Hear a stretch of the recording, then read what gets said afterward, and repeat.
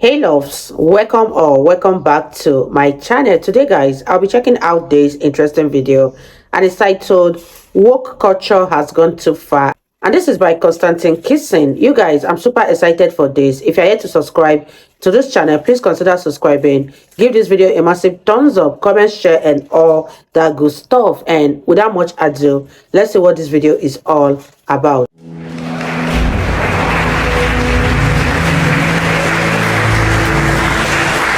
Well, first of all, Mr. President, I'd like to thank you for that preview of the 2024 American election we witnessed earlier. And if you're not persuaded to vote for the proposition tonight by that speech by James, I don't know what will persuade you.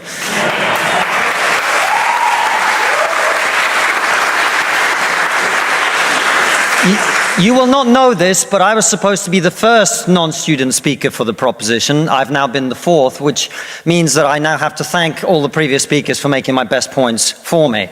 And I find that the main reason now that I have left to be in support of the motion is that I am so tired of talking about woke culture. That's why it's gone too far, more than anything else. And I thank the other speakers for making the points for me, because it means I don't have to reiterate the point that no, free speech is not some right-wing reframing of whatever. It's the foundation of Western civilization. Upon this civilization is built and the Enlightenment values that led to it.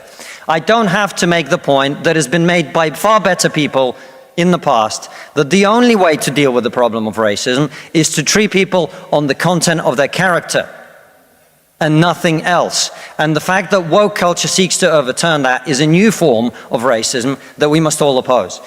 It means also I will not use this opportunity to say I told you so, as someone who spent the last 5 years warning people in the West that if we continue to erode our culture, if we continue to undermine our confidence in Western values, that our enemies like Vladimir Putin will seek to capitalize on it. I will not make any of those points tonight, at all. Instead, I am not going to talk to those of you who already agree with me, which I imagine is most of you. I'm not going to talk to you because I imagine after everything you've heard tonight, you're going to vote for the proposition. I'm going to confess I will take your vote for granted. Tonight, I am the Labour Party and you are the Red Wall. Now, I want to talk to those of you who are woke and who are open to rational argument. A small minority, I accept. Because one of the tenets of wokeness is, of course, that your feelings matter more than the truth. But I believe in you. I believe there are those of you here who are woke, who are open to rational argument, so let me make one. We are told that your generation cares more than any other about one issue in particular, and that issue is climate change. We're told that many of you suffer from climate anxiety. You wish to save the planet. And for tonight, and tonight only, I will join you. I will join you in worshipping at the feet of Saint Greta of climate change. Let us all accept right here, right now, that we are living through a climate emergency and our stocks of polar bears are running extremely low. I join you in this view. I truly do. Now, what are we to do about this huge problem facing humanity? What can we in Britain do? We can only do one thing. You know why? This country is responsible for 2% of global carbon emissions, which means that if Britain was to sink into the sea right now, it would make absolutely no difference to the issue of climate change. You know why? Because the future of the climate is going to be decided in Asia and in Latin America by poor people who couldn't give a shit about saving the planet. No, thank you. No, thank you. It's going to be decided by poor people in Asia and Latin America who don't care about saving the planet. You know why? Because they're poor. Because they're poor. I come from Russia, which is not a poor country, it's a middle-income country. 20% of households in Russia do not have an indoor toilet. What they have is an outdoor toilet. And I don't mean one of those nice portaloos that we get here. I don't even mean a Glastonbury portaloo. I mean a wooden shack with a hole in the ground that holds a collected fermented memory of the last 10,000 visits. How many of you are going to go home tonight and say, let's rip out our bathroom and erect a Siberian shithouse in the back garden? And if you're not, why should they? 120 million people in China do not have enough food. I don't mean that they don't get dessert. I mean they suffer from malnutrition.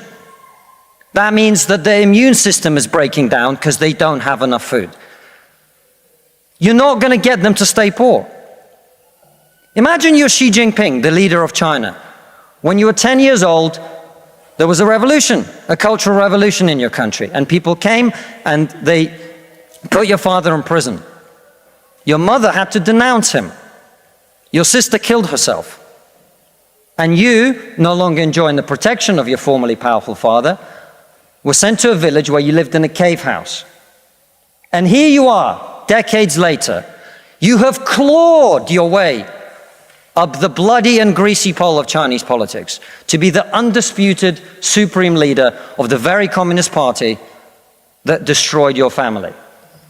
And you know that the main thing you have to do to survive and to stay in power is to deliver the one thing that the people of China want: prosperity, economic growth. Where do you think climate change ranks on Xi Jinping's list of priorities? A third of all children who live in extreme poverty in the world live in India. Wow, you guys, what are your thoughts on this video? Konstantin Kisin is making a whole lot of sense because the wokeness in the Western world has gone too far that we no longer hear anything aside from how the climate is being damaged, how this and that is being damaged, and it's about time someone calls them out. Because the major problem in this life is not even about climate. But let me know what you guys think about this video in the comment section down below. Do you think Konstantin Kisin is making sense? Because for me, I feel he's making a whole lot of sense. There are so many problems that are surrounding different people. And one thing that does not cross their mind is the problem of climate. Leave your thoughts in the comment section down below. And let's wrap this video up, you guys. That means they are starving and dying of preventable disease. Now, about 15 months ago, my wife got pregnant. Not me, because we're old school.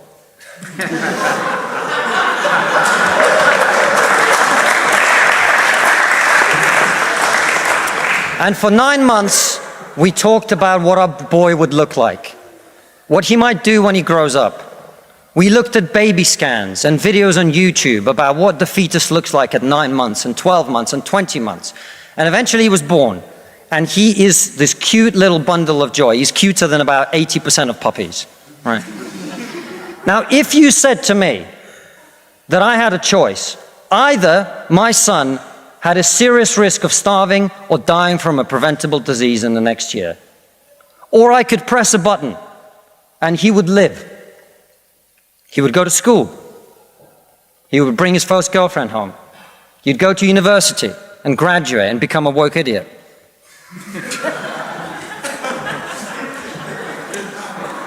And then he'd get a job and get married and have children and become a man. But all I have to do is press this button, and for every day of my son's life, a giant plume of CO2 is going to get released into the atmosphere. Now, you're all very young, and most of you are not parents. Let me tell you something. There is not a parent in the world who would not smash that button so hard their hand bled.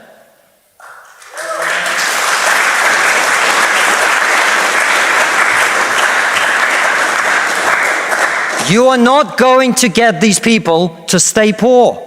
You're not even going to get them to not want to be richer.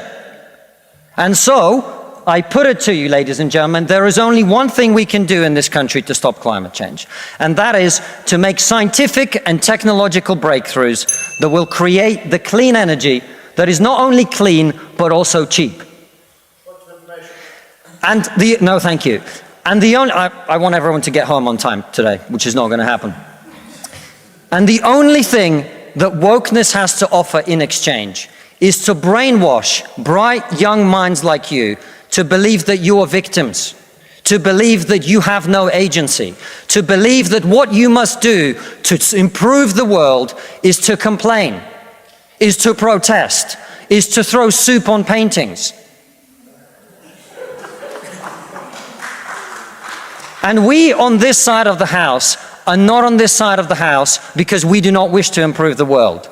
We sit on this side of the house because we know that the way to improve the world is to work, is to create, it is to build.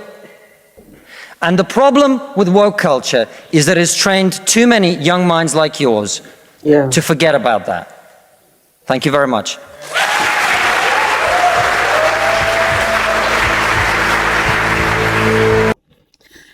Wow, you guys, that was such a beautiful one from Konstantin Kisin.